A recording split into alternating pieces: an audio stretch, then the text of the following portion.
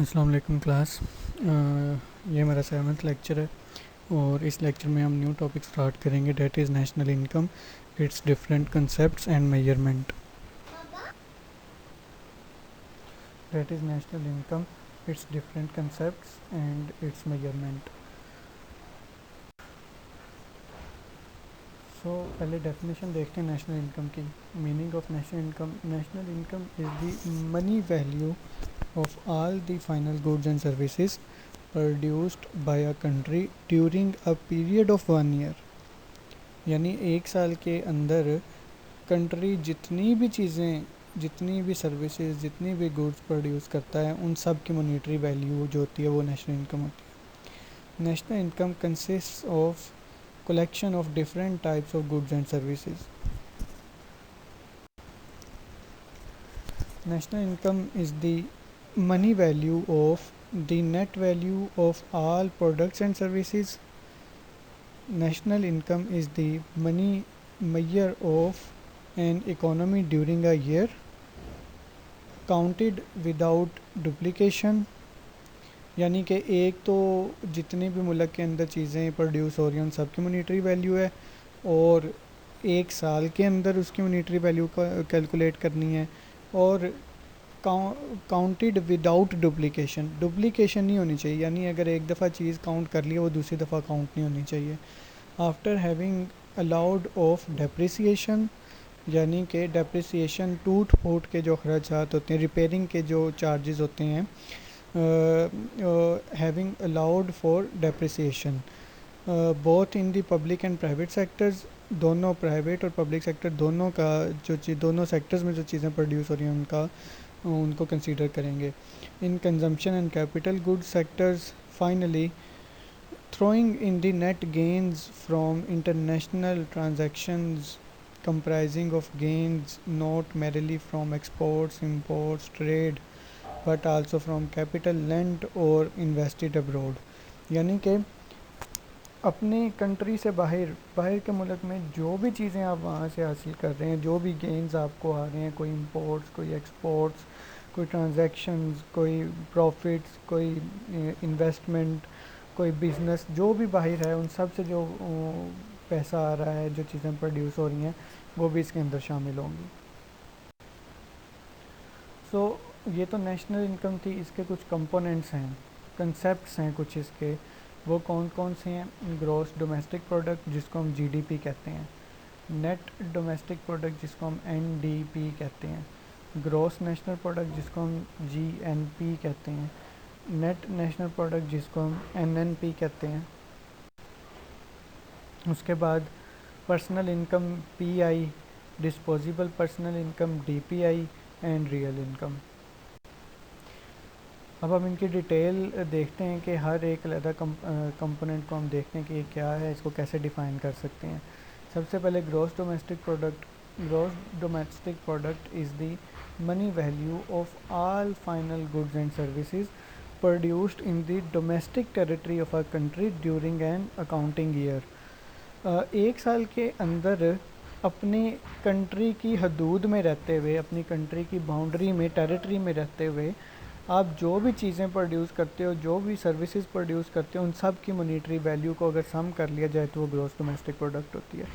यानी कि इसमें अब्रॉड से जितनी भी कंट्री के जो टेरिटरी के बाहर की जितनी भी प्रोडक्शन है, जितना भी पैसा है, जितने भी गेंस हैं, वो इसमें शामिल नहीं है। डोमेस्टिक टेरिटरी का मतलब अब वो बता रहे हैं। Domestic territory means territory lying with in the political frontiers including territorial waters of the country, ships and aircrafts operated by the residents of the country between two और मोर कंट्रीज़। यानी कि अपनी कंट्री की, अपनी पॉलिटिकल फ्रंटियर्स की boundary के अंदर रहते हुए, अपने मुल्क की, अपने नेशन की बाउंड्री के अंदर रहते हुए जो भी प्रोडक्शन होगी वो डोमेस्टिक टेरिटरी कहलाएगी।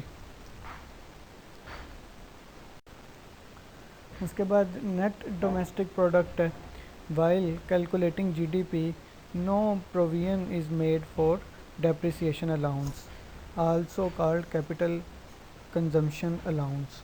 यानी कि कैपिटल जो आप बना चुके हैं, जो मशीनरी आपके पास है, उस पे जो आप कंज्यूम करते हैं उस अलाउंस को आप डेप्रिसिएशन अलाउंस कहते हैं। जैसे आपकी जो मशीनरी है उसने 1 साल बाद उसकी डेप्रिसिएशन होनी है, टूट फूट होनी है, उसके रिपेयरिंग के लिए जो आपने अलाउंस रखे होते हैं वो। तो while calculating GDP, no provision is made for depreciation allowance. In such a situation, gross domestic product will not reveal complete flow of goods and services through various sectors. A part of this, a part of is therefore set aside in the form of depreciation allowance. When depreciation allowance is subtracted from gross domestic product, we get the net domestic product. तो यही हमने पहले देखा है कि gross domestic product जो होती है उसमें आपके पास डेप्रिसिएशन अलाउंस शामिल होता है। अगर इसके अंदर से डेप्रिसिएशन अलाउंस निकाल दिया जाए, जीडीपी के अंदर से डेप्रिसिएशन अलाउंस निकाल दिया जाता है, तो हमारे पास नेट डोमेस्टिक प्रोडक्ट रह जाती है। तो एनडीपी को हम कैसे इक्वेशनल फॉर्म में डिफ़ाइन कर सकते हैं? NDP is equal to GDP minus depreciation.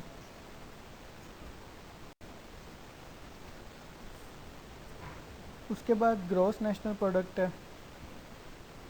Gross national product is defined as the sum of the gross domestic product and net factor income from abroad.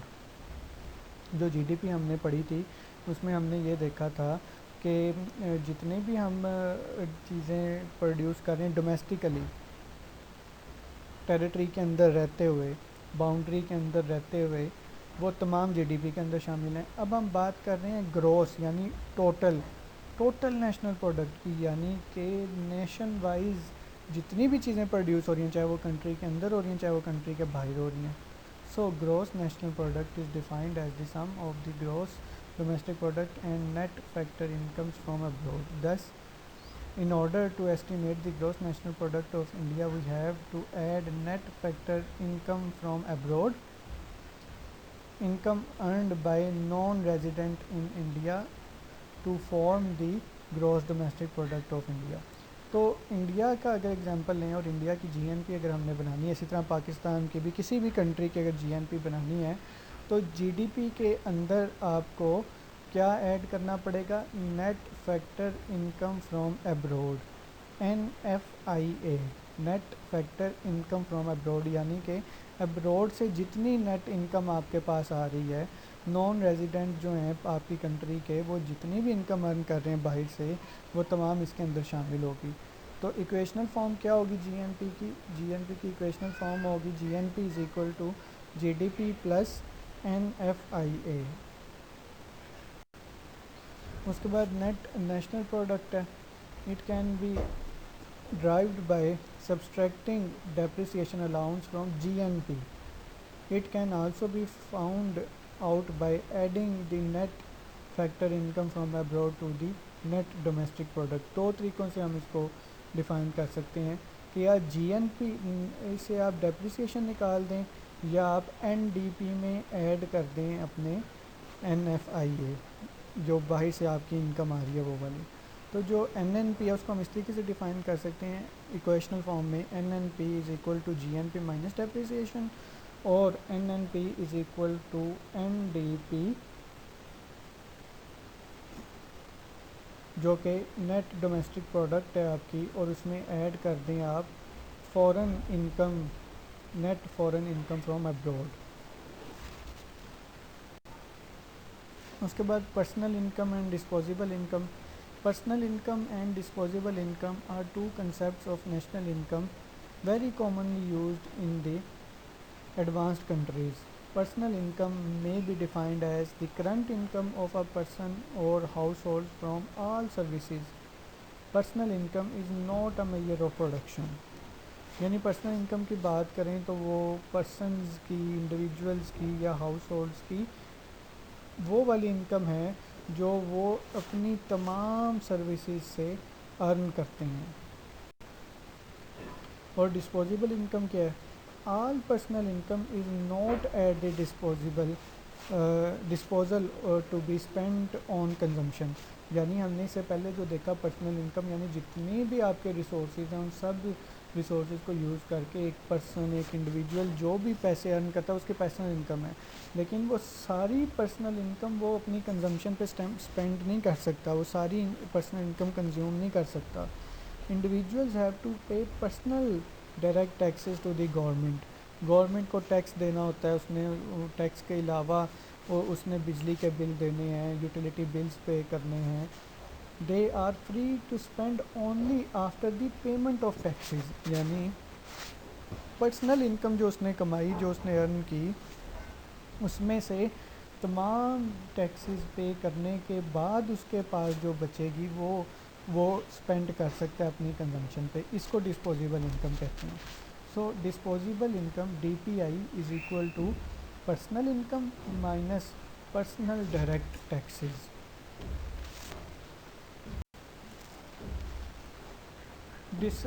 Disposable personal outlay, the disposable personal income may be spent fully or individuals may save. What remains after saving is called the personal outlay. Disposable income is equal to the consumption and saving. So disposable outlay is equal to disposable income minus saving, यानी कि जो tax अदा करने के बाद आपके पास personal income बची थी उसमें से, जिसको हम डिस्पोजेबल इनकम कह रहे थे, उस डिस्पोजेबल इनकम में से अपनी सेविंग को निकाल दें, अपनी सेविंग को निकाल दें तो डिस्पोजेबल पर्सनल आउटले बन जाएगी। अगर आप सेविंग को निकाल देते हैं तो फिर तो आपके पास वो बचा जो आप कंज्यूम कर रहे हैं, तो saving is equal to consumption हुई। So real income, since national income does not reveal the real state of the economy, the concepts of real income has been used. To find out the real income of the economy, a base year is selected and the price level of that year is assumed to be 100. So real income कैसे निकाली जाती है? Real income is equal to money income divided by price index, money income divided by price index. यानी कि अगर हम अपनी real national income, जो हमने नेशनल इनकम पहले पढ़ी है, रियल नेशनल इनकम डिफ़ाइन करना चाहें, जो हमने पहले शुरू में नेशनल इनकम पढ़ी थी वो नॉमिनल नेशनल इनकम हम उसको कह सकते हैं। नॉमिनल हम उसको इसलिए कह रहे हैं क्योंकि हम उसको इन नंबर्स कैलकुलेट कर रहे हैं, इन रुपीज़ कैलकुलेट कर रहे हैं। अब इसको रियल में कैसे कन्वर्ट करेंगे कि हम इन नंबर्स को कन्वर्ट कर दें in term of price. Real national income क्या होगी?